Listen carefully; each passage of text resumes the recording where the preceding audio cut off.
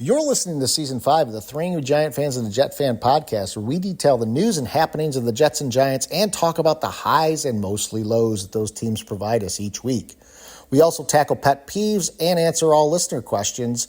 And in Season 5, we're kicking it up a notch. We have two new sponsors. The first is Carolina Beer Temple in Matthews, North Carolina, and the second is the gold standard of hairstyling butter, Rugged Uncle. Download our podcast at Google Podcasts, Apple Podcasts, Spotify, wherever you get your podcasts. And be sure to check out our new website, www.angryfootballfans.com. Enjoy the podcast and go Jets and Giants.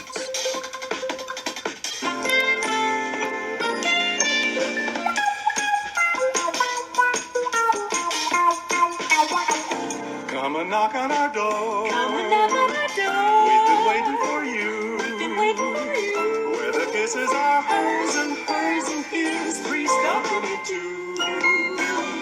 Come and dance on our floor. Come and dance on our floor. Take a step that is new. Take a step that is new. We've a lovable space that needs your face. Three's company too. You'll see that life is a fun again. Laughter is calling for you. Down at our rendezvous. Down at our rendezvous. Three's company too.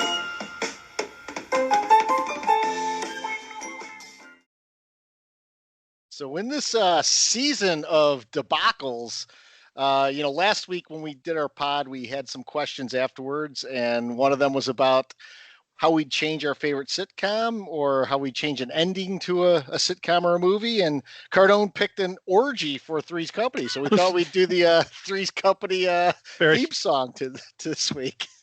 and things didn't get better this week. So hopefully we got some questions that are going to take us down another path. So we are the Three Angry Giant Fans and a Jet Fan. It's your host, Scott, Giant Mike, Cardone, and Angry Jets fan Novak. And just another lost weekend. More shenanigans. We'll get into, the pick six by Rodgers to Leo Williams. We'll talk about the Giants just, on Thanksgiving, actually putting up a spirited fight, but of course losing and not getting a stop when they can. So it's one of those things where we're embracing the tank, boys. Got no choice. Yeah. I mean, embrace it or die. That's pretty much where we are, right? Another week, show up, lose, go home. That was it. Yep. And this was just the Drew Lock version, I guess, of for the Giants this week, and the Jets. It's just Met Death. We can't escape the grips of Met Death. That's all you can say. That stadium, grotesque. there's nothing left to say about the Jets or the Giants. What do we have left to say? Like Mike and I were talking, I got nothing. They stink. Yeah. They're hard to watch. They find incredibly creative ways to lose. The Giants are the same way. No one cares. There's apathy everywhere. The stadium sucks. The team sucks. They're together at the bottom of every joke that you see right now. And as I texted you guys, I'm like, I love having you as my friends at the bottom of the barrel. It's great to have you with me. Yeah, that's all we got. We're down here. That's for sure. And about the Giants, I don't know if this is a knock or a compliment on Daniel Jones, but I don't even know if it matters, if it's exactly the same. Yeah. It's almost like you could put any guy back there. There was virtually no difference to me between Daniel Jones, Tommy DeVito, and Drew Lock. It all looked like the same game.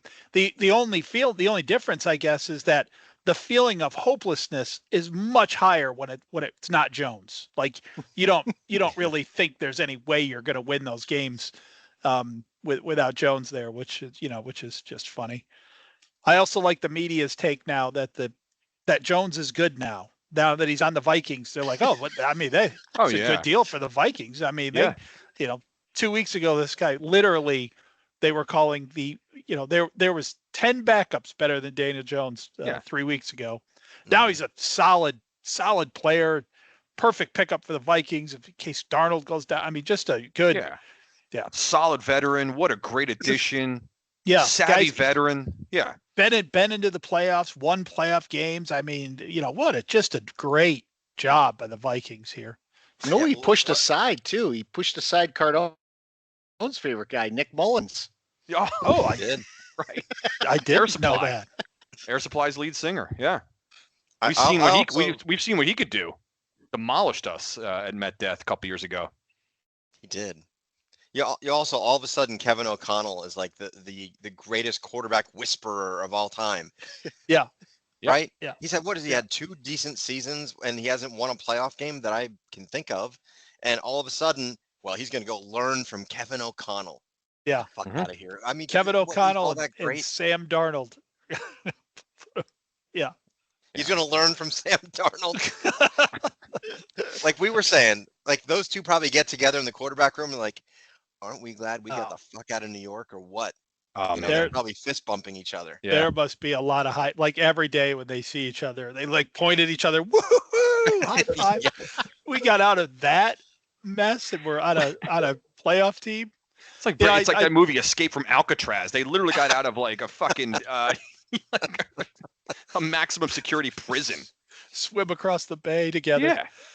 Yeah. I did hear some criticism of Jones this week, or I guess last week when he said that he wanted to go to a playoff contender. And a lot of people were kind of, I shouldn't say a lot of people. I read one article that kind of had the tact of, who's this guy to dictate where he goes? Yeah. And I'm thinking, what do you want him to do? Like, oh, you know, I'm gonna go ahead and I'm gonna sign with the Jets for the rest. I mean, it's on a 1-year deal. You probably won't be going back to the team that you're going to get picked up by anyways. What should he, go play for Cleveland for the rest of this year? I mean, why? Why would you do? Of course, if you can get a cheapy Super Bowl ring or a cool playoff run, you go do that. The Raiders. Yeah. So before we get into everything, let me give a shout out.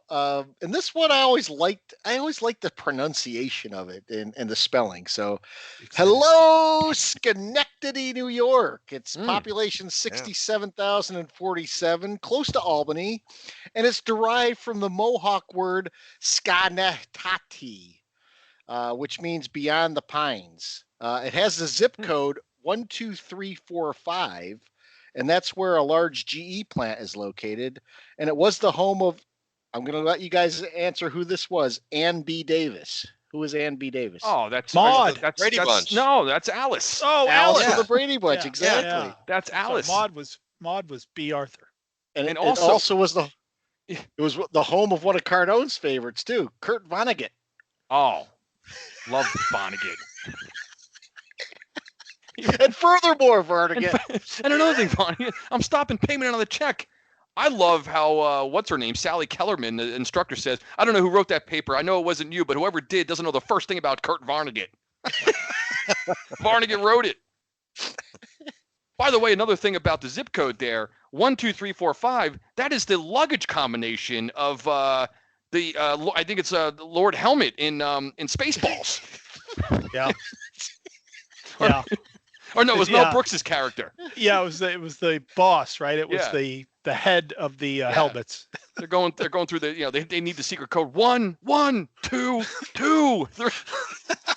1, 2, 3, 4, 5. That's amazing. That's how you know this show's unscripted. How do we get from Schenectady to Spaceballs? You never would think that would happen. Yeah. No, I know. That was the 5 degrees. Go look up that scene. That was that was the combination for something. I don't remember what it was in Spaceballs, but it was. Then they say to him, "That's a combination some idiot would have on his luggage." Yeah.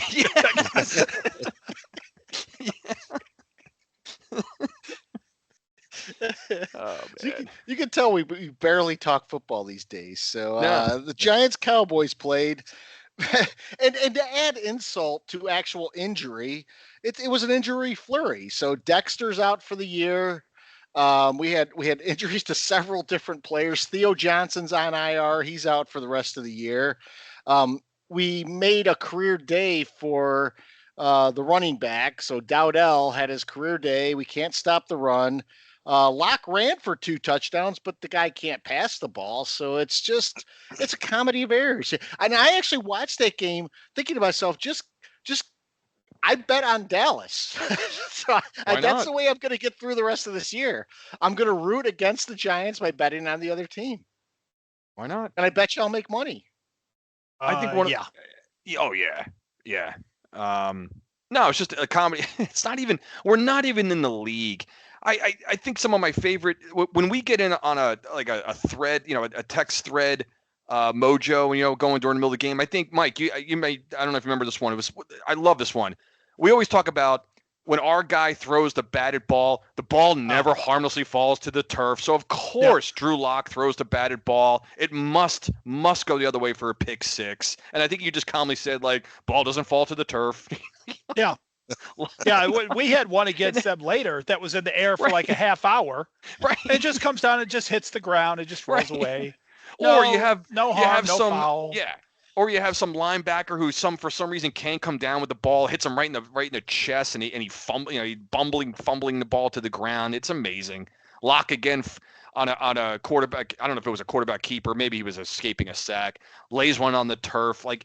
Isn't it hilarious that whoever comes in has to turn the ball over at least a couple times? He did each one. He did a variety of mix there. He fumbled one. He threw the interception. It's just awesome. Awesome Giants football. There's nothing more to say. First of all, that game feels like it was a month ago. It really does. Yeah. I'm having a hard time recalling it. Yeah, I don't even know what the date it is. Right, what date it is right now. But yeah, trying to remember that game. It's just a disaster. It has to go down as the most uninteresting 4:00 Thanksgiving Day game in the last 30 years. Easily. That's right. Yeah. I mean, yeah. Compelling. I mean, there was a couple of years where the Cowboys were really bad. I think that Ryan Leaf played in a Thanksgiving Day game when they were really bad one year or something. But that's always usually a pretty decent game. It was no one gave a crap. I mean, if you're a Giant fan or a Cowboy fan, maybe, but Cooper Rush and Drew Lock, no. Yeah. Gross. I do think the Giants played Dallas at 4:30 on Thanksgiving 2 or 3 years ago and got absolutely annihilated by them. That might have been then, right. Yeah, I mean that was probably more interesting. But where was the Salvation Army bucket this last week? I saw a replay of it being there, but I never saw anyone actually hop out of it. So, and there was not a named play, but there was a signature play that touchdown that was deflected by Lock. I think it happened too early in the game. Had it happened with the Giants having a lead, it would have been a named play. Oh yeah, yeah. I thought maybe the Salvation Army was Giants Cowboys. Let's send the bucket somewhere else. Yeah, the bucket could serve someone better somewhere else. Right. We'll send it to a college game in a day. We don't need to send it there. So meanwhile, in Met Death, we had the Seahawks coming into town to play the Jets. Jets, they were winning in this game. They were driving down. They also had some injury flurries. Sauce is out. They had a couple other injuries. But an improbable down at the goal line pick by Rodgers by Leo Williams, who ended up taking it all the way back for a touchdown. That rumbling, bumbling, stumbling was definitely in play with Williams. It was probably the highlight of the week. I kept seeing played all week. Yeah, they're up 21-7, about to go up 28-7. I was thinking, if we finally get an easy win, how great is this? And Rodgers completely overthrows Garrett Wilson, the play before the Leo Williams pick. He was wide open. This is why we get this guy to make that throw, and he can't make that throw. Yeah. And of course, it gets picked off by the guy we drafted. And he runs 99 yards for a touchdown, a big, fat offensive lineman who we can't catch up to. Come on. Well, every week it's something. The reason why you can't catch up to him, though, Novak, is because if you noticed, I rewound it a couple times. After the pick, the dick just stands there and watches it. You think he's going to run down the field and try to track this guy down? Of course not. I'm watching all these Jets now take all these offensive linemen, run the other way, and try to and there's the dick just standing there like the dick that he is. By the way, Novak, you had a 92.7% win probability at that point. I think right before for those of you keeping score at home, yes, it was when it was 21-7, 3rd and 3 at Seattle's 31. I'm picking out the exact moment that you had a 92.7% chance. I would take that, right? 93, almost 90. Yeah. AWS. Even I was thinking this game's over. Yeah. And you see that this was my new favorite stat. Every week, Jets or Giants comes up with an all-time stat. Yes. The first time a team has lost to two quarterbacks they drafted since 1998. That's awesome. In a season. Sam Darnold and Geno Smith. I mean, you got to be kidding me. I love these statistics where they, the one. Yeah. But But you know what the sad thing is? Do you feel like they trot these stats out for the Colts or the Jaguars or the No. Raiders? It's only the Jets or the Giants that they gotta like trot No. these stats out, right? No. Yeah. I heard recently, I forget what game it was. But Al Michaels is still talking about the fucking Doug Peterson game where he pulled out Hurts or what, and it kept the Giants from making the playoffs that year where everyone was 6-10. I'm like, Michaels, that was like fucking 4 years ago. Why he's still bringing it up? Michaels, I think That's 'cause Michaels he might bet have on had the money on that Giants game. that Yeah. Michaels had money on that game. God There's damn, no question. he brought it up again. I'm like, Michael, what are you doing, dude? Jeez. I think the highlight for me of the weekend was Shabuzi. By the way, I had no idea who Shabuzi was before Thanksgiving, and I'm a big fan now. I thought he was awesome, and I'm looking. I'm a Shabuzi guy. How can you not be? You're promoting more crap from the NFL, though. I like Shabuzi. I hate the way I kept saying this to Devin Tier was over at my house for Thanksgiving, and I kept saying to myself, I just want to watch the game. I don't want to watch, the halftime goes on for like 20 minutes because it's a prime time holiday game. Just put the goddamn game back on. 15 minutes in the locker room. That's it. I thought they did it all right. Shabuzi, it was fast. It went by fast. Maybe that's because it was so good. I was like, oh, I'd like for this to keep going. Shabuzi was he was the Bears-Lions game, right? Was he the Bears-Lions game? I don't remember. We had some chick that I'd never heard of he was. before. Laney. Look how we have nothing to talk about. This is We're talking there are about 5 weeks left.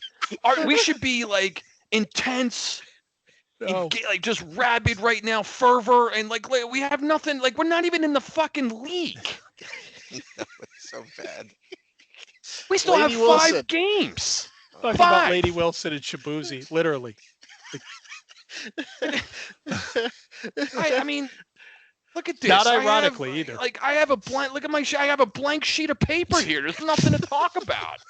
I just showed my blank to the viewers on YouTube. What is there to? What's there to break down? Oh man, if Locke had just found Darius Slayton on that one drive, and there's nothing to talk about. I had I just got off of a 3-hour flight, and I could have taken that time to write notes and think about it. And I stared at the seat in front of me like putty on that flight. Are you just I gonna have stare? worlds colliding. I'm actually dressed in work clothes. I'm sitting here for those that can see me because I can't see myself on the You're video frozen right on now my because I'm in a screen. hotel room. It's a great freeze, by the way. It is a great awesome freeze. Yeah. I hope it records exactly Well, that the way. funny thing is Novak's frozen on my screen, so it's like you guys are fine. Novak's frozen. Scott does not look like he's rooting for a 2-10 team. He looks like he's having the time of his life over there. I know. It's like the best day ever. I know. Right? Look at him. 2-10. He is. I want to be that happy. So yeah. Speaking of 2-10, this week Giants have the Saints, and do we keep losing? Do we want to? Yes. I mean, there's nothing to root for here other than losses, is there, guys? Losses. I want losses. No, there's. Hey, just to back up a little bit. You guys remember the LT game on Thanksgiving? Yes. You know that game we're talking about, right? Where LT went nuts. So, do you guys also know that is the last time we've won on Thanksgiving? I did know that. I did not know Really? that. Yeah. Yeah. That was 1982, by the way. Yeah. Yeah. That's how, Not that we've played a bunch. We've only played, I think, 4 since then. But yeah, that was. Yeah. It's the last time the Giants treated their fans to a Thanksgiving. And most of them have been blowouts. Most of them have been 2 scores. I was wrong about the last Giants-Cowboys game a couple of years ago. That was actually an 8-point game. The same, almost identical score, 28-20, 27-20. You know what I do think, though? I do think that this game against the Saints is probably the best chance for the Giants to win if they're going to win by the rest of the year. Other than this game, maybe the Colts, but the Colts somehow find ways to win. They're not a bad team. Oh, they're not. This might be the Giants' only chance, and I don't even think it's a very good one. They're just too bad. They just do too many dumb things. Yeah, they are that bad. And the games at Met Death where you cannot see them. Forget it. I mean, I want this team to go 0-9 at home. I really do. 0-9. which that would set a record, right? Because especially since the 17 game schedule, the whole thing. I don't think there's been an 0-9 team at home, right? That's only been going for 3. What is this?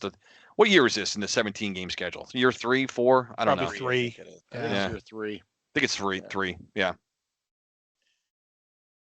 I don't know what Scott. I mean, the Saints. There's not much to break down. I was thinking about it today. I'm like, what in the world are we going to talk about with the Saint game? I don't know. And without having Dexter Lawrence in there, Kamara might run for 5 touchdowns, Yeah, we can't. 172 yards. No, absolutely. We can't. By the way, if only we could have seen the Dexter Lawrence injury coming, we might have. I mean, this is exactly what we talked about last week, where your big name players, if the Giants are in a tight playoff race right now, Dexter Lawrence finds a way to get out there probably. I mean, but now, not now. Why? Screw it. I'll tell you how bad it is, was pretty guys. bad, though. It was a dislocated elbow, and Yeah. it looked pretty bad when he did it. Did you guys hear the Brian Baldinger breakdown of Evan Neal's play? I did not. It but was. You got to find it. It's hilarious. He said all he kept screaming about, and he was screaming like we do sometimes, that Evan Neal was on the ground on every single play. The guy was on the ground more than he was upright. That's awesome. He's got to be one of the worst. He's got to be the biggest offensive line busts since Mandarich. Yeah, I mean, he might be. Right? He might be. Yeah. That was just such a no-brainer. It was, though. You can't blame the Giants for taking him. I mean, Yeah. I was thrilled when they everyone picked rated him high. Yeah. But he's awful. Yeah. There's no words to describe how bad this guy is. There's not.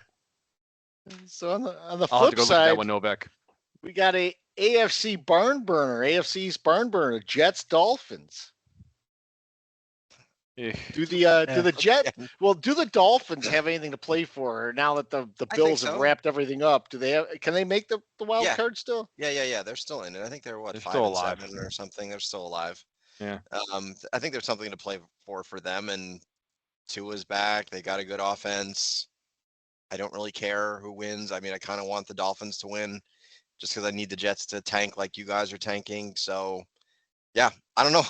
I don't know what to say. It's going to be another beatdown, probably. Rodgers will find a way to blame somebody. Did you see what he said today or the other day about the Jets? Is it all your fault? And he's like, well, some of it's my fault, but there are 11 players on the field. Like, he is such a dick. He finds a way, he can still find a way to blame others, even though he comes off sort of like he's blaming himself.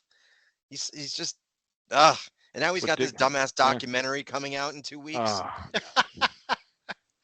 I mean, it's every week there's a new laughing stock thing with the Jets, and so now it's Rodgers coming out with this ayahuasca, throwing up with tattoos and whatever the hell, he's a garb all over him, and he's some sort of puddle on the ground. Getting sick. Like, God, what a dick. Remember when the Jets and Dolphins games were fun? That would be like going to be the fun game of the week. I've got to watch that one. Yeah, they were up until the Patriots. That was, growing up, that's the team I hated the most. Now I just don't care. The Dolphins, it's a garbage organization. No one cares about the Dolphins. The worst fan base in the NFL, in my opinion. Yeah. And then the Up Jets, there. just awful. It's waste. Yeah, looking at the standings, AFC, and I kind of was thinking this even before this past weekend. I feel like the 7 playoff teams are set. I mean, Indy is sitting there 2 games back of Denver, and I guess now Baltimore with their loss. But does it not feel like that, guys? I mean, there's Cincinnati's done, Miami 5 and 6, they're done. Done. As far as playoffs, no, you got the 7 teams. It's just now a matter of those last couple seeds, I think. Yeah, there's a month left. A month. We got to sit through this. We know who the playoff teams are. And if I had to look, to me, Houston, the Clippers, and Denver are just like fraudulent teams. So really, it's. I mean, that knocks down. Now you're down to 4 teams. Lamar Jackson in the playoffs a fraud, so they're gone. It's literally Kansas City, Buffalo, and an overachieving Pittsburgh team. That's the AFC already right now. That's it. And with 5 weeks left. Yeah, and it is now flipped. Because for the last 5-7 years, it's been the AFC is better than the NFC. It's 100% flipped now this year. and it's going to go back to the NFC now. It's the better conference. Sorry, guys, but it is. Yeah, for this year it has been. Depends on for sure. how much the league wants the Chiefs to win, which we might get to in a little bit here. But Yeah, I think we're going to because we need to. so I'm gonna turn it over to Mike for predictions. Predictions. All right, man. That came up fast on me. I'm always like surprised. Like, oh, where are we doing predictions? All right. So everyone went 2-0 last week except for me. I took my flyer on the Jets, which man looked good for. Looked real good for a minute there. I thought I'd stolen one back, but alas, not to be. So Novak is got a 2-game lead at 16-8. Is that right? Yeah, 16-8 over Cardone and Cost, who are each 14-10, and then I'm 13-11 at this point. So we'll start with Novak. Novak, any game you want. I'll start with the Jets. So I said after they lost to I think it was the Broncos, I wouldn't pick the Jets again. But guys, I'm going rogue. I think the Jets are actually going to play well. They played well against Seattle for the most part. I don't see the Jets going 2-15. They've got to win another game just for the sheer fact that they've got to win 3 games. So I'm going to take this one. I'm going to take the Jets in a flyer. I'm probably wrong. I don't care. I got a 2-game lead. I can afford to lose one. I say the Jets win this game 24-16. I thought the Jets already had 3 wins. Oh, sorry, 4 wins. 4 wins. 4 My wins. bad. Okay. My They bad. do. Yeah. I actually was going to pick either the Jets or the Giants. I was going to go 1-1 just to make it interesting. So, but I just I watched, and I'll tell you at Pet Peeves, I watched that whole Saints game. They're awful. They are a tough watch as well. This is going to be the worst game of the week. I think the Saints and the Giants. I think the Giants are in full-on tank mode. I don't think they want to win. They don't have Lawrence. They don't have Thomas. Drew Lock. I mean, I don't know who's going to play. Does it matter? Who cares? So I'm going to take the Saints here 12-9. Oh, I love 12-9. Field What was goal your fest. score? What was your score of the Jets game, Novak? 24-16 Jets. 24-16. All right. Scotty Cost is next.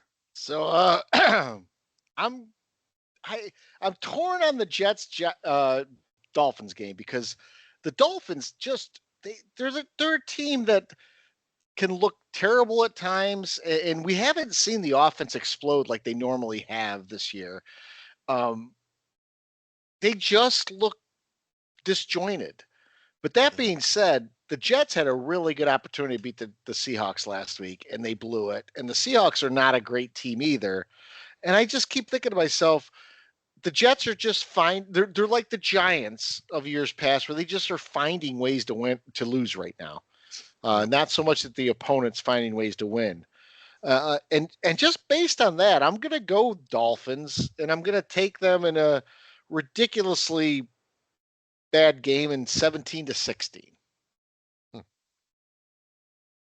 On the Giants side, the more I think of Dexter Lawrence being out, when Dexter Lawrence is not in there, we just look like crap, especially against the run. And we have let so many running backs just gash and tear us apart. And now we got Alvin Kamara there. I don't know if Taysom Hill will play. I think he got injured, but He's out for the year. Oh, he's out for the year. All right. So he's definitely not playing, which means Derek Carr will do a 20-yard gain for some reason when guy can't hardly scramble. This is going to be probably, like Novak said, a boring game. I don't think it's going to be low scoring, but I don't think it's going to be an exciting game to watch. And the Giants lose 27-13. Cardone. Let's see. I'll start with the Giant game. This Giant team they're just sawdust right now. They have no heart, no soul, no life. This is the most unwatchable game of the week. Without breaking it down, I mean, without Sexy Dexy in there. We're not going to be able to stop anything. I see it being a low-scoring game. I have both teams in the teens here. I just kind of wrote down this score just before we came on without giving it a whole lot of thought. New Orleans takes it 19-13. Not much, not a lot of points. So New Orleans takes that one, and Jets-Dolphins. Yeah, I was teetering with this. I have to say I was a little persuaded by Novak's pick, where I need to go the opposite actually. So if I being a couple of games behind Novak, I think just for the fun of it, I got to go the opposite. I was thinking about taking the Jets 2 on a flyer, but I think God, the Jets are finding ways to lose too, and I'm so anti-Dick that I just to watch him walk off the field a loser as much as possible for the rest of the season. I love it. I love seeing that look on his face of losing, which is great. So just for the fact of seeing the Jets finding ways to lose, give me Miami down there in the sun, 26-20. 26-20. Gotcha. Yeah. By the way, we might make clerical correction here. You, Mike, you said in the beginning you were just a game behind Cardone and I, but you went 1-1 last week, right? I went 1-1. So should you not drop 2 games? No, behind us? you're right. I was reading the week before's stats. Yeah, let me hang on. It is Novak 18-8, not 16-8. You guys are 16-10, and I'm 14-12. I knew that wasn't right. It wasn't in the right place in my book, but it was the only one I could see. I caught you unprepared with the predictions. You did, because we haven't done this every week apparently, so I have no idea what's coming. So I'll start with the Giants game. You guys remember? I don't know if it seems like forever ago, but the Saints came out and blew out the Panthers 47-10. And next week, they pretty much did the exact same thing to the Cowboys, 44-19. And since then, it's kind of the wheels have come off for them a little bit. But my prediction here is that we're going to see week 2 New Orleans on Sunday.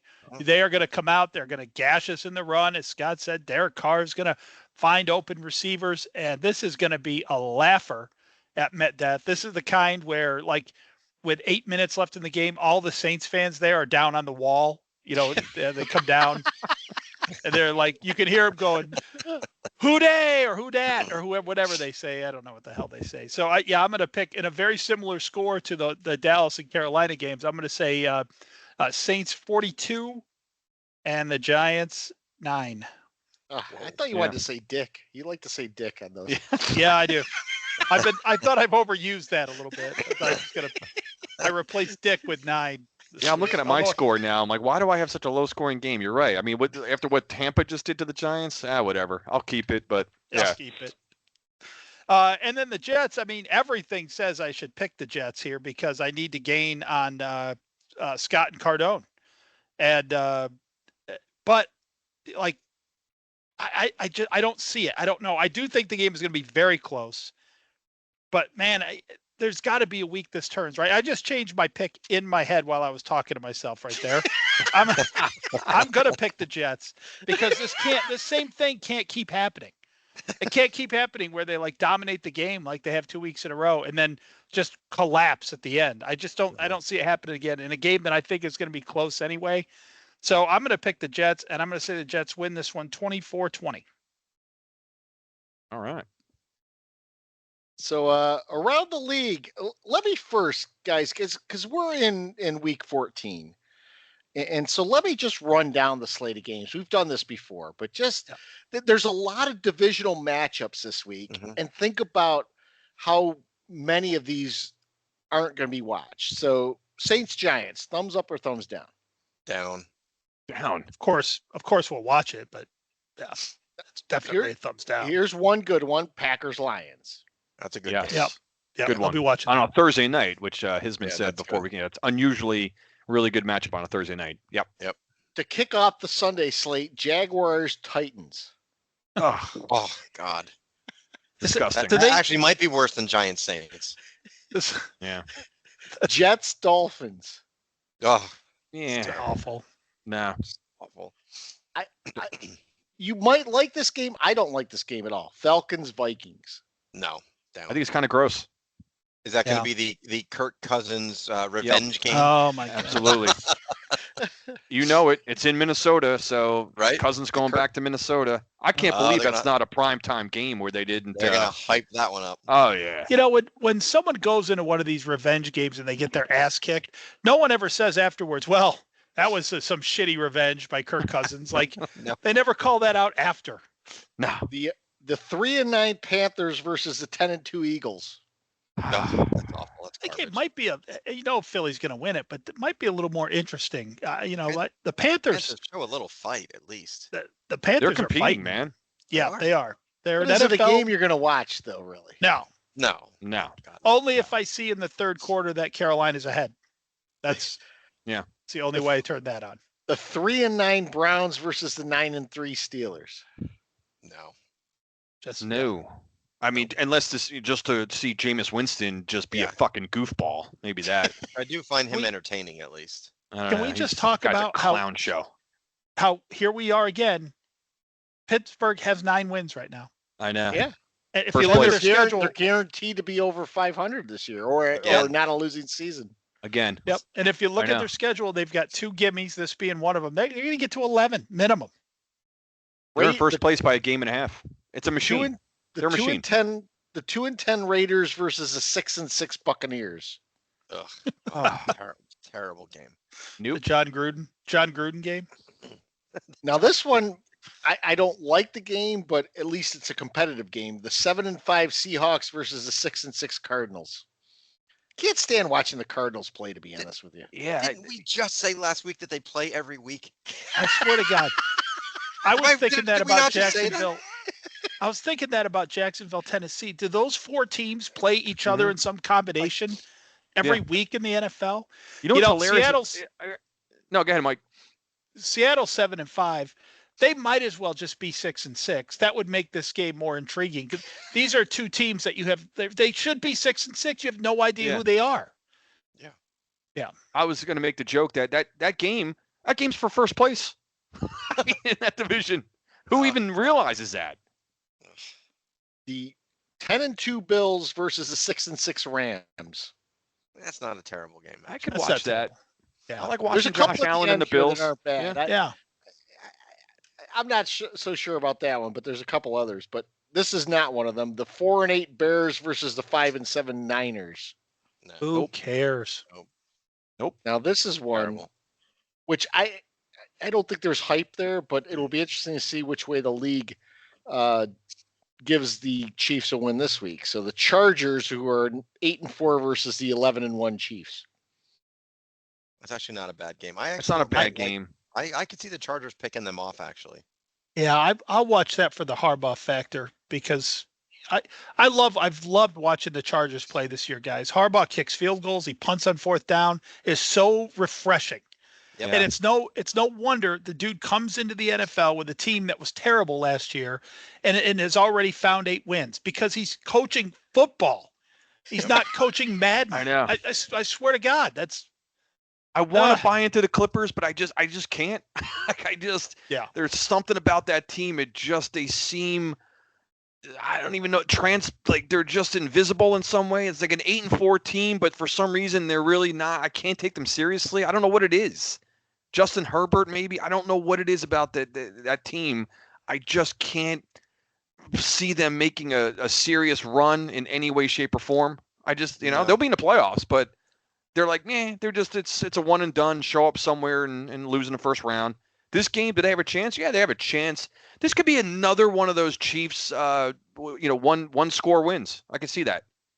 And then the Yeah. Monday night game, I'm actually in Dallas this week. It's the 4-8 Bengals against the 5-7 Cowboys. And guys, I'll tell you this. Listening to local people here in Dallas, they're like, Dallas still has an outside chance of making the playoffs. Get out of Yes. here. Come go on. for it, Dallas. Go for it. Come on. No. Please make the playoffs. I will watch Dallas in the playoffs. I love that. There's nothing But guys, better than that. we go Yeah, it through has to that be Dak, slate. though. We Yeah, go it through does. that slate every week, and we come up with, 3 games to watch, maybe? Maybe 3. Three, Yeah. maybe 3. Yep. Maybe. It's And ridiculous. usually the a couple of those three are just sort of like a special interest, like a morbid curiosity thing. It's not because we're really interested in the game. Right. You want to watch one player. You don't want to watch the Yeah. two Yeah. teams. And we got to give Cardone credit here because he's been calling out Matt Eberflus or Eberfuck or whatever he calls him for the last 4 weeks. And Yeah. finally, because of the debacle on Thanksgiving, the Bears fired him. Guys, they started a play with 34 seconds left and didn't snap the ball until 5 seconds left and threw the ball into the end zone. That's not just Eberflus. That's also on Caleb Williams too. But what the fuck is going on? Yeah, We've been watching this our whole lives.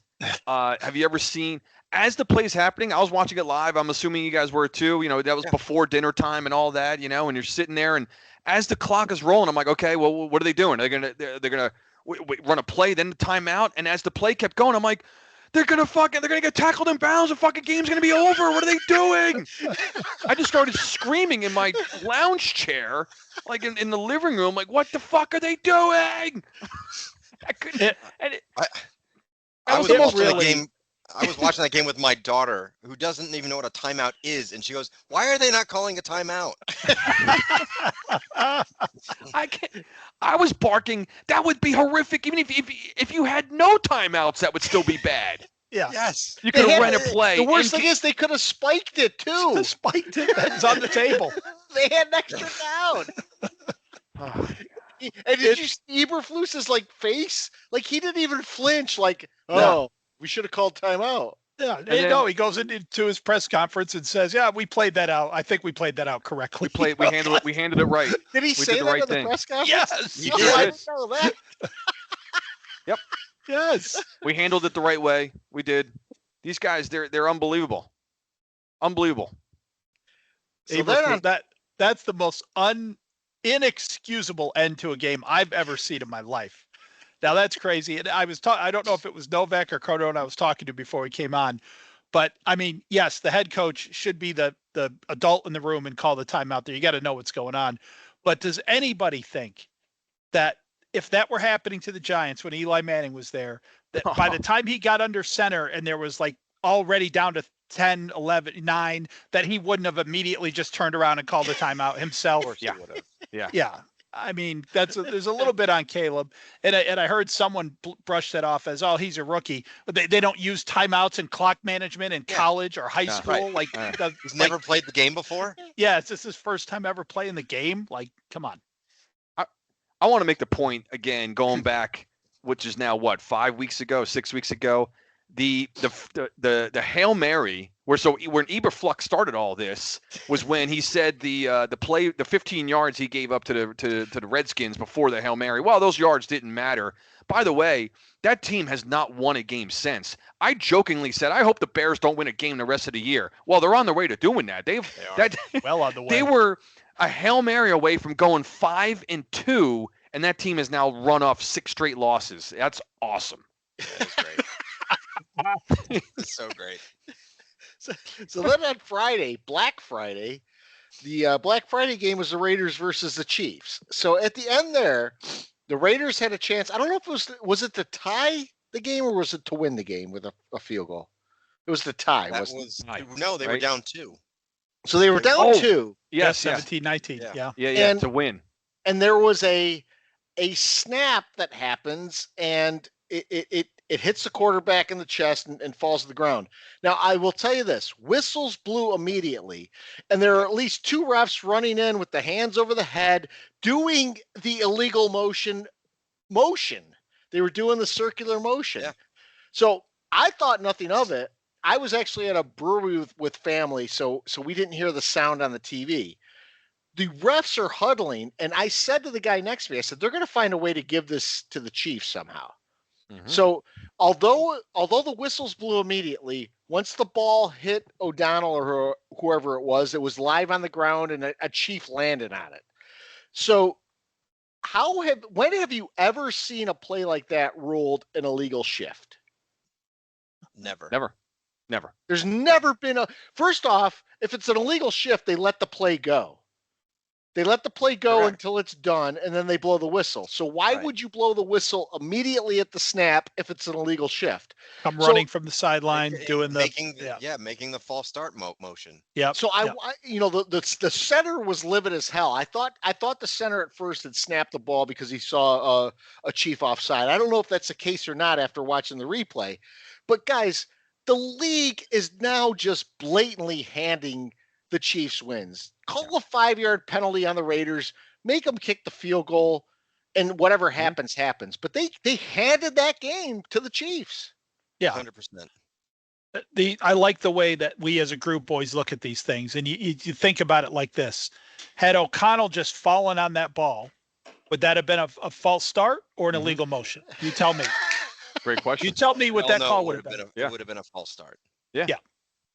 Why have the huddle in the first place? So did one ref come in and go, you know what, guys, that can't be an illegal motion. That has to be an illegal shift. I've never seen that call happen on a play blown dead.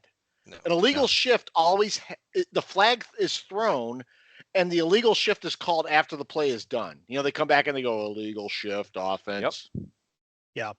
Now I did hear an explanation of that play. Of course you did, because they probably manufactured one. Yeah, and I think they did, but I wish I had it in front of me here so I could talk about this more intelligently. But essentially, it came down to them saying because of the circumstances, whatever it was, that a false start in that situation becomes an illegal shift.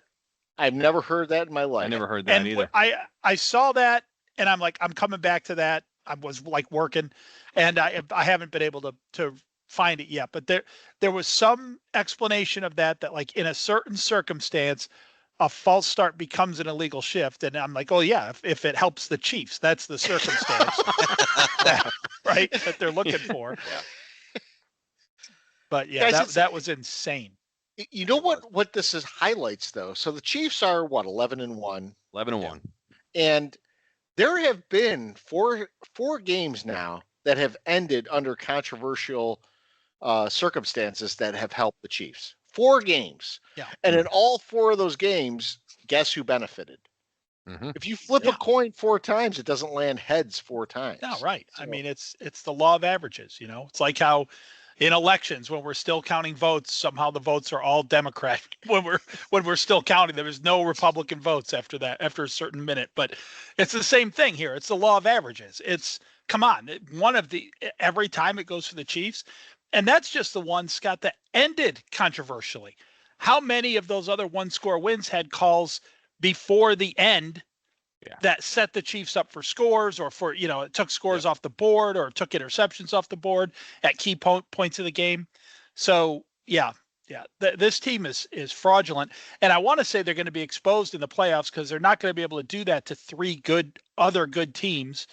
But I mean, these things aren't being decided on the field, so it's impossible to say that.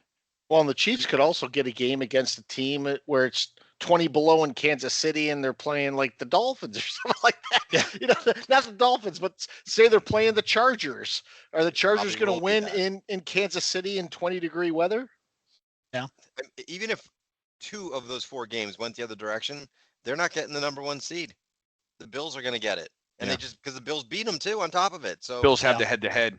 Yeah. I'm looking at the Chiefs' remaining schedule here, and they got a couple tough ones in there. At Steelers, at Broncos, which is not that's Broncos are capable of beating them, and they got to play the Texans. The other one's the Browns. So yeah.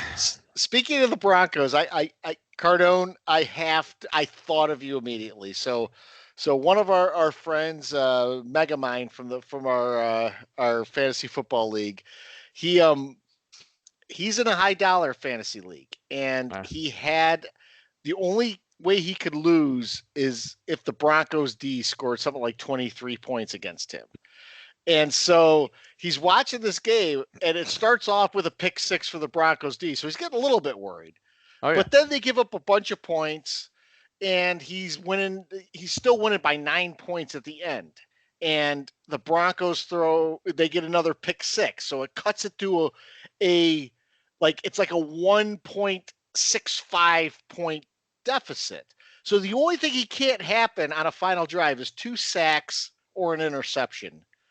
And an interception happened. So think about a guy sitting there with a lead, and this was to win $1,500, Oh, and he ended up shit. with Oh. nothing. So from Oh, man. 1,500 to Ah. nothing. So Oh. so this happens, and I was just thinking about, first of all, that, and then looking back at that game as a whole, just Jameis Winston. I mean, think about the schizophrenic game you have where you're throwing touchdown passes, but also throwing 2 pick sixes and incredible interceptions. Like he threw an interception down at the goal line that you and I couldn't have thrown. It was just, this guy is polarizing. That's always been his game too. Ever since he's been a pro, it's he makes mistakes and then backs it up with a great play here and there, and you're just like, well, who is this guy? I know who he is. You can't win with him because he makes too many mistakes, no matter Hell no. how much good he does. But I kind of like him now. I used to hate him, I know. but he's kind of a cool dude now. I don't know, man. He's too much of a goofball. He might But- he might be a Jet or Giant bridge quarterback next year, so we might That's not. what they're talking might about. wanna- I know. yeah. But that story again. I say it every time, and I know I'm just sound like a broken record, but that's why I'm retired from fantasy. Those games right there. Yeah, Cardone. You have a I was couple of gonna those, say the same and thing. it just you can't recover. You don't recover. I still haven't recovered from Sean Alexander in 2006. I haven't. And then the year I draft Sean Alexander, the guy has no touchdowns. It's Yeah. The whole season. Yeah. His name came up in a trivia question the other night. We were doing some kind of NFL trivia question, something to do with MVPs and something. Name the last 10, whatever it was. And I heard his name. I'm like, oh, God, I can't believe it. That's right. He was an MVP in 2005. I take him with the number 1 pick in 6. I could have had LaDainian Tomlinson. Anyway. So Mike can attest to this. Mike was there, but the Panthers showed a lot of fight. They came did. back. They Yeah. tied a game they had no business tying, and then they promptly lose. But Bryce Young, much to probably the detriment of what we had been saying earlier in the year, he doesn't look great, but he doesn't look terrible. He may be a guy going forward. I'm not sure. But isn't that mean- kind of like the worst thing that can possibly happen, though? It you probably is. Yeah. Because you don't know. You'd almost rather him be awful and terrible and the worst player in the league so you can move on. Now you're like got this off season of, do I stick with this guy one more year? I don't know. I wouldn't want that. They're in the same situation that the Giants were in with Daniel Jones, where Yeah. he probably would have been long gone without that playoff win. 1 playoff win. Yeah. Yep. But the Bryce Young, I'll tell you, we had said in our live podcast and many times after that we thought this Panther team was one of the worst put together rosters in NFL history. And Novak and I were talking about it before, and I do think that one of the reasons for saying that was because the guy who touches a ball on every play just flat out sucks. But he hasn't sucked. And that's just all you need in the NFL. The parity is so much you can win games. That watching the Panthers out there competing and watching Bryce Young put the ball where it's supposed to be most of the time, it drove me insane, especially being there live watching the game. I mean, teams can compete in this league. It's okay, even when you're out of it. But he looked good. I couldn't agree more with Scott's assessment. Like, I think he's got a very low ceiling, but he might be playing close to it now. He's doing the right things. Yeah. So I know in recent pods we've been going back in time a little bit, especially the last pod when we started talking about a lot of retro stuff. But what does everyone remember about Coming to America? Was it kicking an oblong ball through a giant H? Was it Rocky Marciano kicking Joe Lewis's 154-year-old ass? No, it was Soul Glow. It was that greasy residue that just stained chairs across Brooklyn. You don't want to leave that kind of mark. You want to leave the mark of a rugged uncle. You want to use the premier styling butter on the market that wasn't oozing out of your follicles. It will moisturize with Wagyu beef tallow. and it will leave behind a whiff of mango, not a scent of desperation. Don't be Daryl from Coming to America. Be the rugged uncle. So visit ruggeduncle.com and use code AngryFans to get 20% off your order. It's the real deal, not a knockoff like McDowell's. McDowell's. McDowell's. So rugged uncle, American born and bred, sounds American, not imported from Zamunda. And you just apply it once, right? You don't have to walk around with a bottle all day. That's right. Spray in your head. Keep it on you. Yeah. Just let your slow soul glow.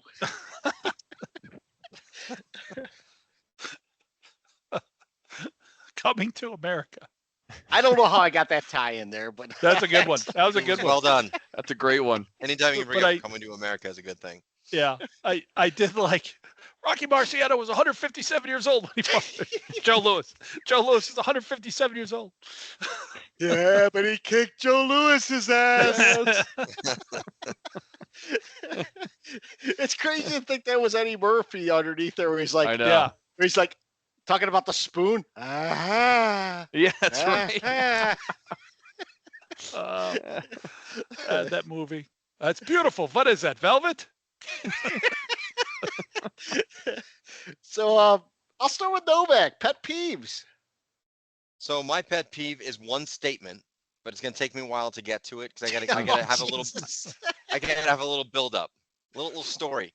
So Sunday I fly out of Charlotte. I'm going to Kansas City, and I'm flying out at and I hate leaving on Sundays. I just, for whatever reason, I hate it. Flying out at 4:20. I just had watched the Jets lose in ridiculous fashion. I'm in a piss poor mood. I sit down in an aisle seat, and I'm like, the doors are about to close, and I got a seat next to me open, and I'm like, thank God. And then you guys know exactly what happens. Oh, yes. I see a 5-alarm talker walking down the aisle, talking to God. everybody. And I'm like, this guy's going to sit next to me. I know it. He's coming. It's going to happen. Sure enough, this fucker sits right down next to me. And he starts yapping to me. And I'm in a bad mood to begin with. On a Sunday. The Jets just lost. And I'm like, I got to get this guy to stop talking. He's talking about where he's from and where are you from? Asking me all these questions. Stop it. So finally, so the flight takes off, and I get the free I buy the Wi-Fi so I can watch the games on YouTube. And so I get the game and I pull up my YouTube, and it's the one game is available, the Rams and the Saints, and this guy's watching the game with me, and he starts talking. He goes, you remember Bobby Hebert? I'm like, what? Stop Oh my talking. God. So I make up a lie, and I'm like, I'm a huge Saints fan. Sorry, I'm going to listen to this game. So now I'm locked in on this dumbass game that I have to watch because I paid for it. The guy is watching. I don't want to admit that I hate the Saints. I tell him I'm a Saints fan, so I'm locked in. I can't change it now. And I look over, and Chris Coons, he's my colleague. He's in the aisle next to me. He's watching the Ravens Eagles for free that I didn't even know I could have watched. But now I can't change the channel, so I got to watch this dumbass game. So I'm stuck with this.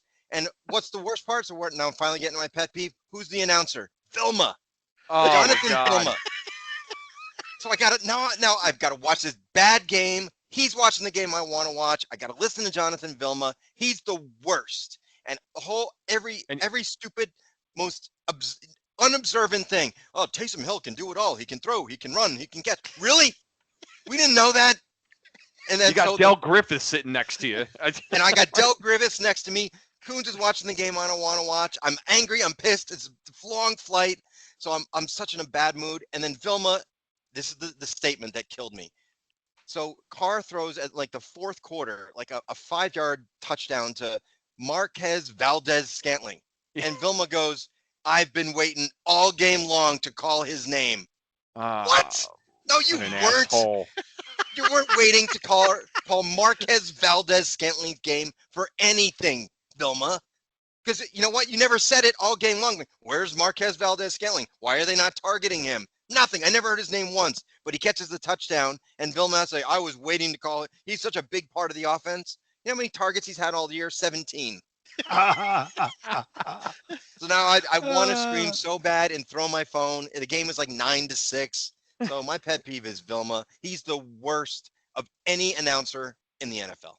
You could have gone with the whole airport thing. So I flew to Dallas this week, and I flew out on a Monday morning at 5:35 in the morning. So I had to get up on Monday at 3:30 to get ready to go to the airport. So I get to the airport, and sure enough, I have an aisle seat, but there's a mom and two sons in the gathering area before you're seating. And of course she's being like, "This is my son. We're taking a trip. We're going on." And I'm like, I'm going to be sitting next to these fuckers, aren't I? I know. I go to sit down, and I sit down, and I see the three coming.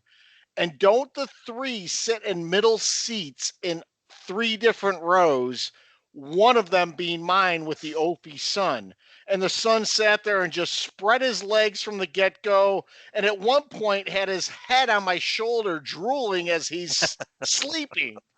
And I'm like, what the fuck is going on? I'm just trying to listen to podcasts. I'm trying to just be ready for the day. And I got this. It's like you said, Novak, the person you see in the terminal who is like the biggest like troll or whatever you think is going to happen, they sit next to you. Of course. Oh yeah, it's like a magnet. There's no way to get away from it. Maniacal, as Cardone would say. Maniacal. It is. So many things are maniacal. It's hard to keep track of them.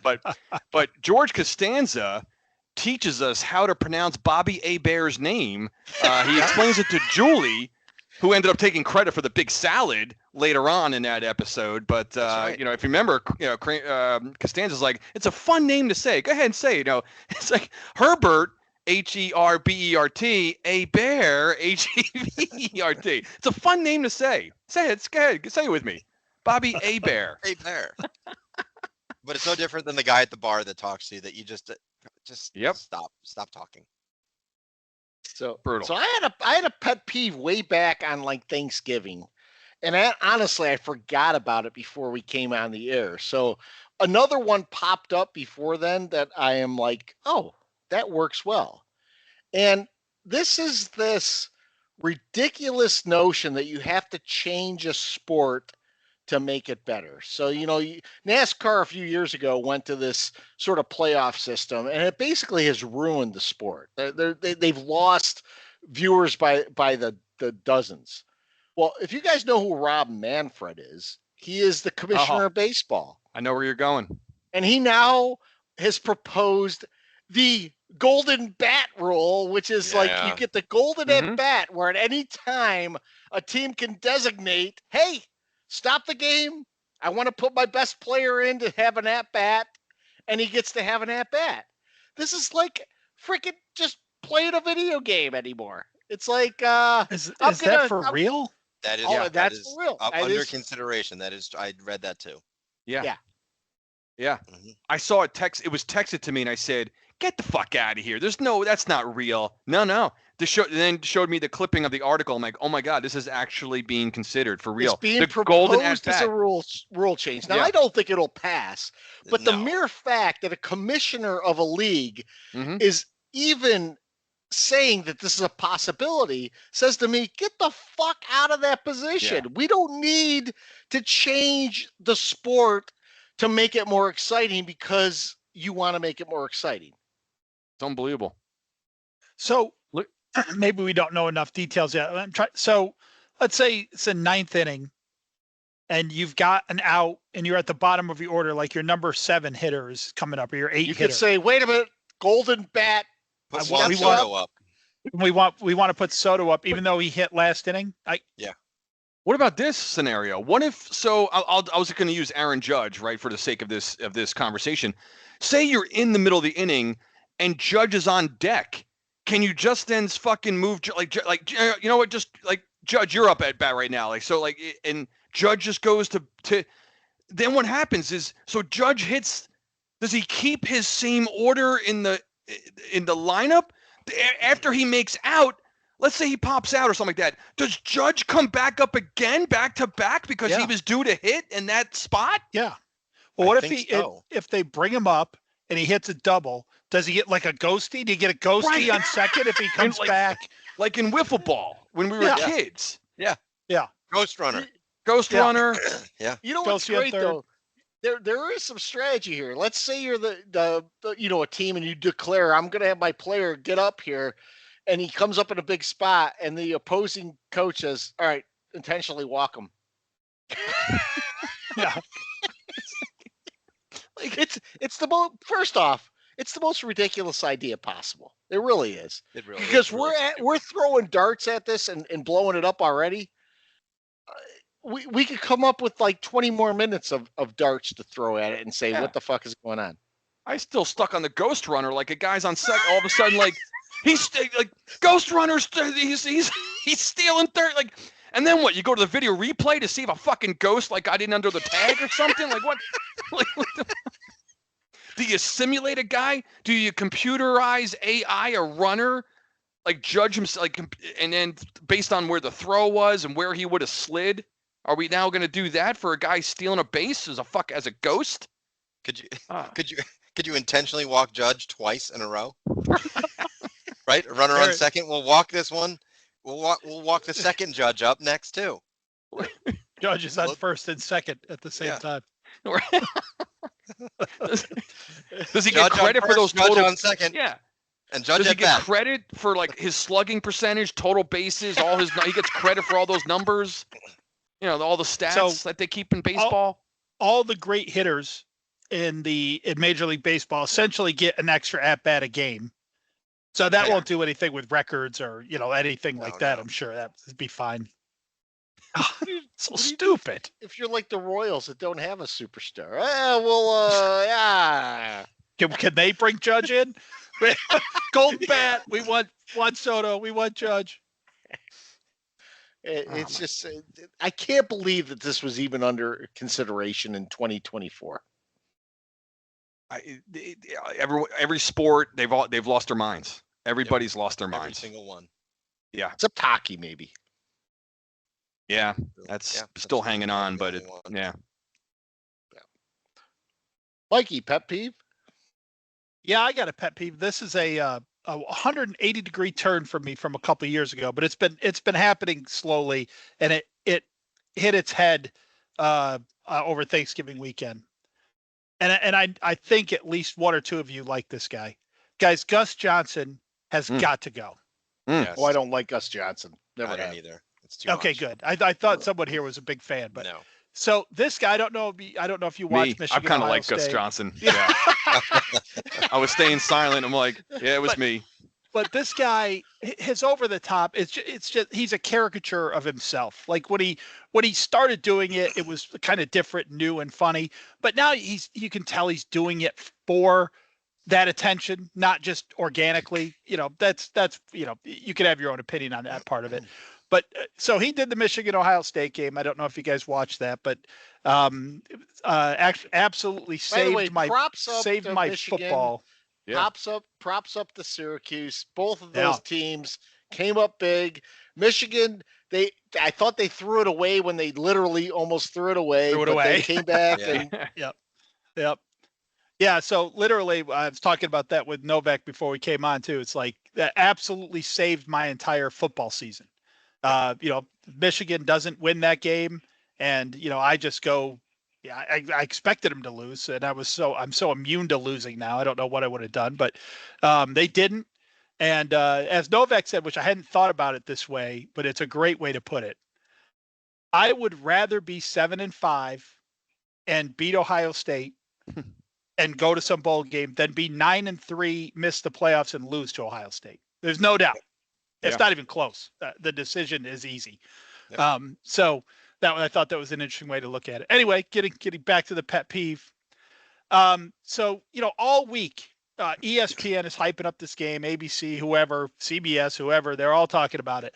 And what do they say all week, right? These teams hate each other. This is really not like other rivalries. They despise each other. They disrespect each other. The hate is real. They hate each other's families. It breaks up relationships, right? So this game goes down, and Ohio State, frankly, gets embarrassed because they lost to a 7-5 Michigan team who doesn't have a quarterback, and they should be embarrassed. But so after the game, to absolutely no one's surprise, there's a scuffle at midfield. Well, you would have thought Gus Johnson was watching 9/11 live. The way he reported on this thing. I was outside of my mind. I'm like, what is this guy talking about? Of course this is going to happen. Michigan just threw a grenade in this team's season and then took their flag out to midfield. Come on. What are we expecting to happen in this game? It's what you guys have been telling us is going to happen all week. And it's that footage. You will use it all year up until the game next year to pump up the next game next year. It's hypocritical.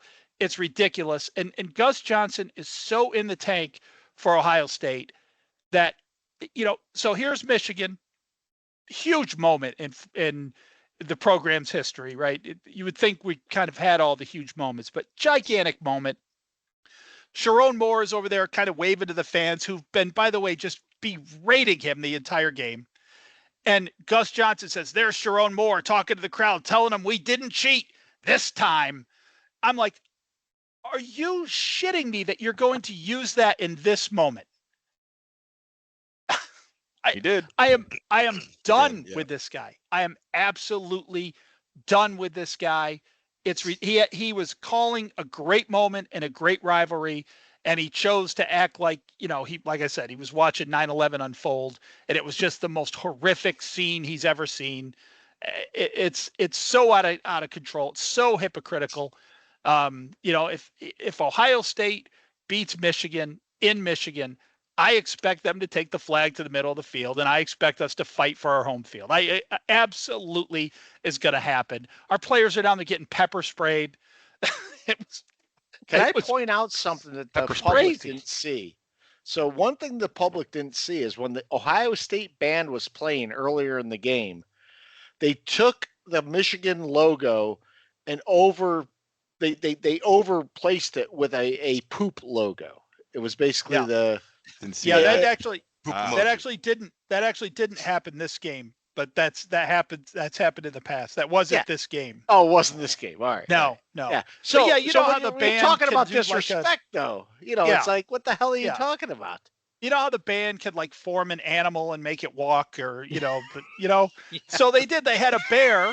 They had a bear walking across the field. He got up on his hind legs and he shit on the Michigan logo. And I had the same reaction. I'm like, that's pretty awesome. Really disrespectful. But that's what this whole rivalry is about. To pretend it's not is crazy. And Gus Johnson's reaction, like he was watching an act of terrorism unfold, was just so fake. It's just, he couldn't contain his upsetness, his depression that Ohio State had just lost that game. It was so clear. The only thing I can recall on TV where a announcer let it slip how much he was in the bag was when the Giants intercepted that pass in the end zone against Dallas in 2007, and Troy Aikman said, he's really quiet, and he said it in the most scary voice I've ever heard. He said, there's a lot of people in the state of Texas who are disgusted right now. And you could tell when he said it, you're like, you're one of them. Yes. You're one of them. You're one of those people. That was the only other time I could think of something just that blatant. Yeah. I've never been a huge Gus Johnson fan, but I will be disgusted if Kevin Harlan turns into a turncoat at some point. I love Kevin Harlan. Yeah, Harlan's the best. He is good. And it's not even close in my opinion. I think Harlan's the best. Yeah. So good stuff. Even to start the game, Gus Johnson was like, and here come the Michigan Wolverines out of the tunnel, and here comes the world famous Ohio State Buckeyes. I'm like, all right, we're starting already. All right, sorry. Gus probably went to Syracuse too. He went to Harvard. Yeah. So, Cardone, pet peeve?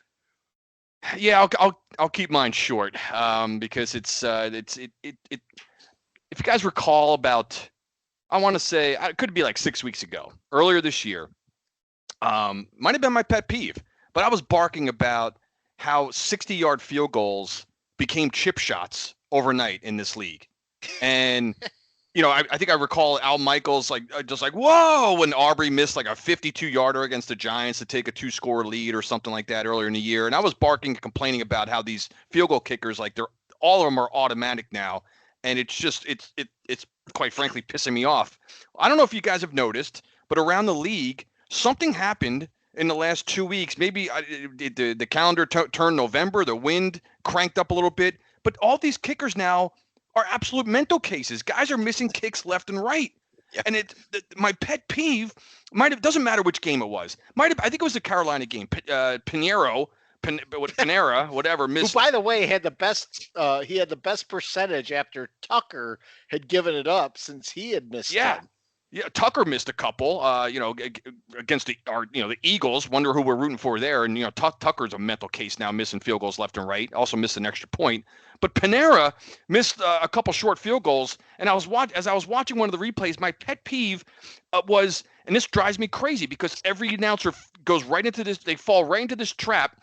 The snap was just slightly, the holder had to move his hands maybe 2 inches to the right. The ball gets down plenty of time, and this chop immediately says, oh yeah, the high snap, it messes up the timing, the kicker, and Panera just missed, duck snorts one to the left. And I'm saying to myself, don't do it, don't say it, stop blaming. I can't stand when they blame the snap when the fucking ball, when you watch the replay, the ball's there. The guy just missed the kick. I can't stand when they blame the snap. I was joking around before we came on. It's like a tee shot where the fucking ball's just sitting there, and I just snap hook one into the woods. The ball's there. It didn't have anything to do with the wind or someone talking in my backswing. It didn't. Same thing in field with these guys with these place kickers. They're mental cases. These guys. As soon as they miss a couple kicks, stop blaming. Stop trotting out the idea that a bad high snap messes up the timing of the kick. When the guy swings his foot and the ball is sitting there, what difference does it make how the ball got there? It's exactly where it needs to be when a professional field goal kicker is trying to attempt to kick this oblong ball through a big H. Like what's his name? Akeem described to McDowell. Which, by the way, that was the Giant-Packer game, if you remember that. You brought up the it was the Giants beating the Packers. That was our only Monday night win, and it was a fictitious. That was like our last Monday night win, I think, and that came in the 80s. It came on a fictitious Coming to America movie. We haven't won on Monday night since. If we were Philadelphia, we'd build a monument to it. Yeah. But I'm telling you guys, the next time you see a missed field goal, wait for the announcer to blame the high snap or the low snap, whatever it is, when the ball is absolutely sitting where it needs to be when this guy kicks the ball. Drives me crazy. By the way, this isn't one of my pet peeves, but the angle that they show the field goal kick always gets me. So if you guys watch the Patriots at the end of the game, they tried a 68 or 69 yarder. Saw it. And that kick's on the way, and it looks dead straight down the middle. You're like, oh yeah, he made it, and then it bounces beforehand. They're like this before, but when it's on its way, it looks like it's damn good. Oh yeah, and you're right, Cardone. They're not just missing like 55 yarders; they're missing like 28 yarders now. All of a sudden, extra points are every game being missed. Yeah. There's one in every game now.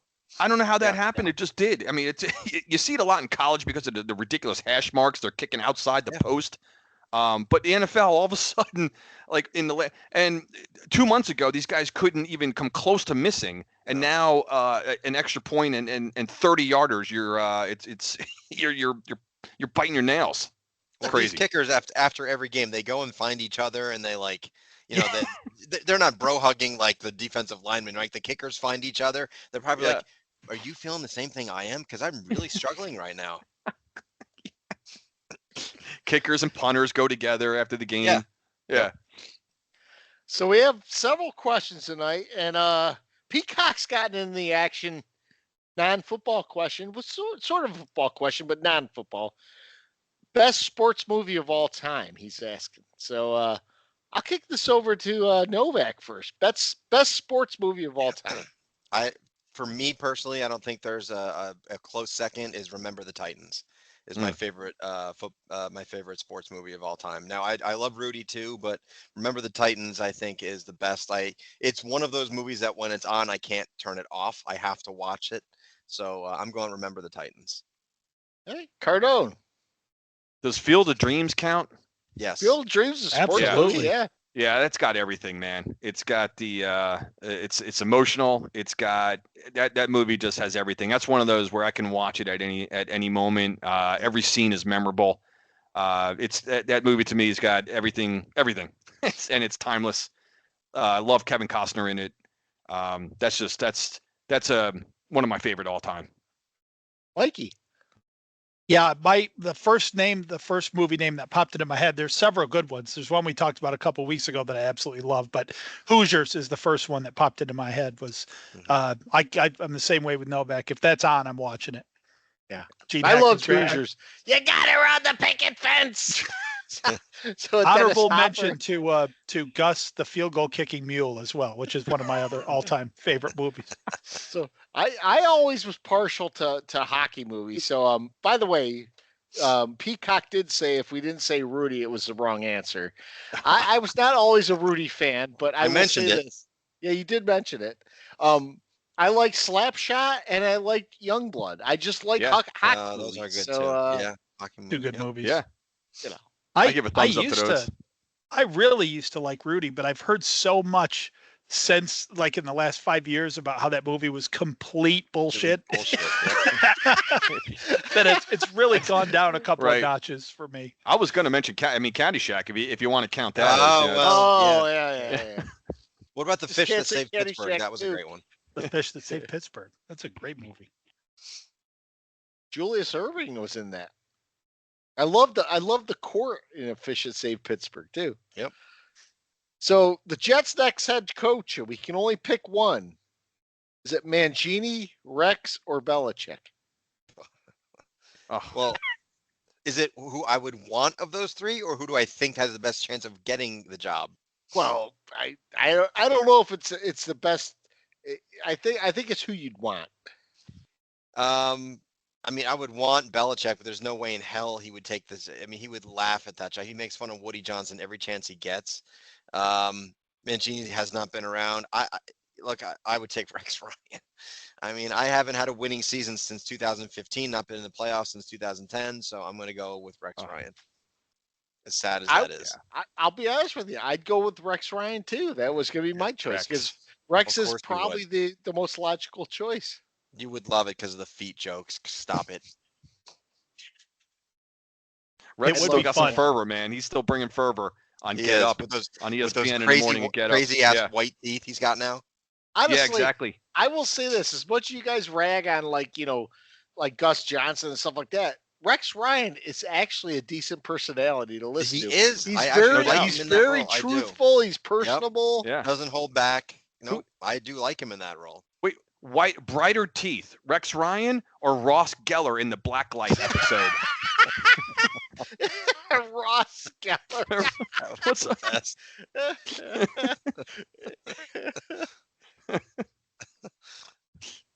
Rex, So, yeah. Rex ahead, was his time was up when he left. That couldn't go on anymore there, but the Jets are back in a position like they were before he got there before, so maybe that makes sense. Gosh, who knows? Who cares? So my friend Mike Harrison, he asked, can the Giants win another game if they try? Forget about the tank, but if they are going to try to win a game, can they? I don't think they can. I think their best chance is New Orleans. I'm going to say just a flat out no. They're just they could try all they want. They're not good. They're just not Without- to anybody. They are exceptionally the worst team in the league. They are. They are. So they're not going to be. They're not favored against anybody. So not that matters. No, my short snap answer, flat out no. If they tried, they can't. Yeah, it's hard to imagine without Dexter in there and teams just running against us. And I say that, and you look around the league and teams you would give no chance, at least give other teams a fight. But the question is well worded if they tried, because they don't appear to be trying. But I mean, if they tried, if they found some fight, sure. New Orleans stinks. The Colts stink. But we probably won't. Can I give you a potential scenario? Yeah. So Yep. I believe they play the Eagles week 17. Am I correct? Yes. They do. Barkley's going to break the single season rushing record in that game. They're going to pull their starters, and the Giants will end up winning that game, having dropped from the number 1 pick to the number 5 pick because of Tommy DeVito throwing 3 touchdowns. Oh my Stop God. it. Stop it. Stop. We got it. that. Do we have that on tape? Does that go under the Nightmare. predictions banner? Sure. So Mike also asks who the replacements would be for Dable and Shane if they're gone. I honestly don't know this answer. I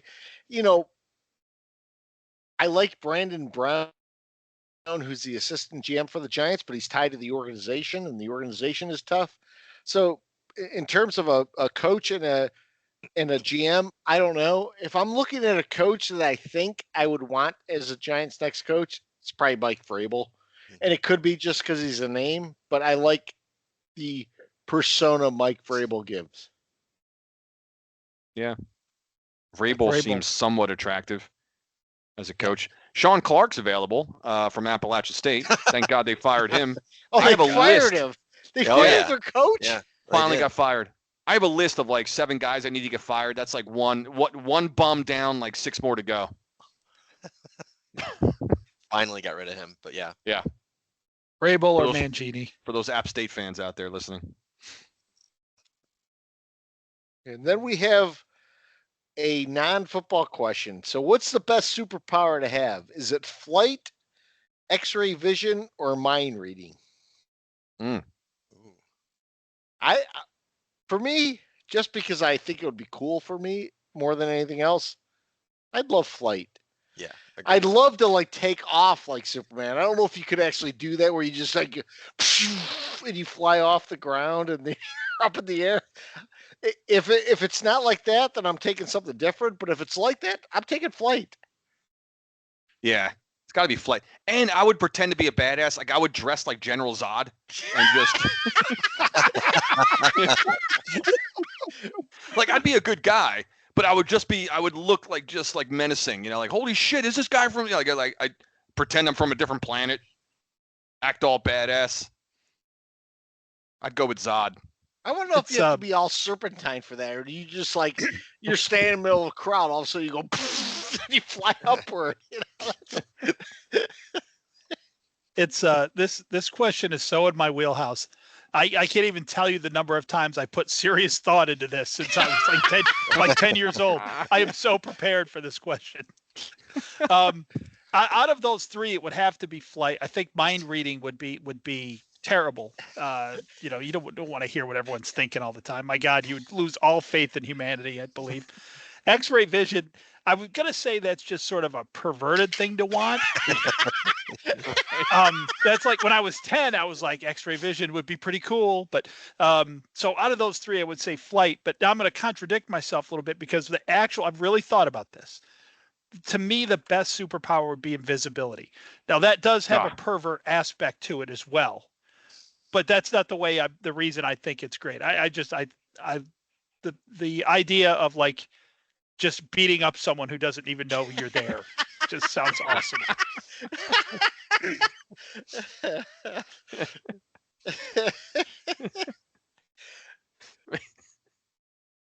Beating up somebody. That's awesome. Novak. Oh, flight. I mean, I said flight. it You're before, on but flight, yeah, I'm going with flight. I don't think it's close for me. I agree that I don't see the value in the X-ray stuff and reading people's minds. Like, I don't know what. I don't want to know what people think. Who the hell cares? Like, right? Although I wouldn't mind it. Like the guy at the bar that comes up to talk to us, like what he's thinking. Like, these guys seem cool. Like, I want to talk to them. There are a lot of times when you think about it where we're like, what is he thinking? It would be cool to just actually know. Yeah, that's Like true. I'd like to get into Eberflus's mind. I was when just going to say, Yeah. Eberflus, that wouldn't be, that's one scenario I wouldn't mind knowing ahead of time. the worst But part about Eberflus is just when they pan to him when it's happening in real time, and he's like just staring into space, like not like hey, like he's not going nuts, like call a timeout or anything. Like he's just standing there. What on, are you on the doing? sidelines. He's like, yeah. it's like hands in his pockets, Yeah. just chilling out. He pulled a putty on a cross Atlantic flight. just yeah, it's just Stare at the seat the whole time. staring straight ahead. That's a great call though, Cardone, because you couldn't just like have on a baseball hat and a sweatshirt and be flying around. Like you'd have to have some Yeah. kind of. No, you got to definitely. look like Zod. Yeah, Zod's a good call.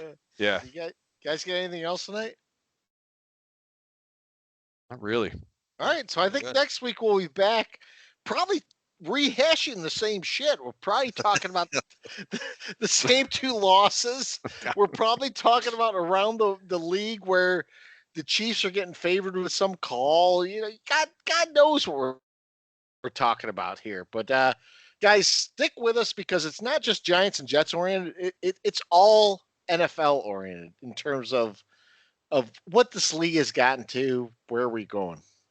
And please bring more of the non-football questions. These are great. Yeah. Yeah, those are great. Yeah, This has been enjoyable. we might have a whole like 2 weeks from now, just a whole non-football episode.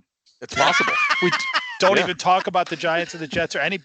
Just don't talk about the I'm NFL down at for all. that. So check us out next week. We are the Three Angry Giant fans. Your host Scott, Giant Mike, Cardone, and Angry Jets fan Novak, and we'll see you guys later. All right. Adios, everybody. All right.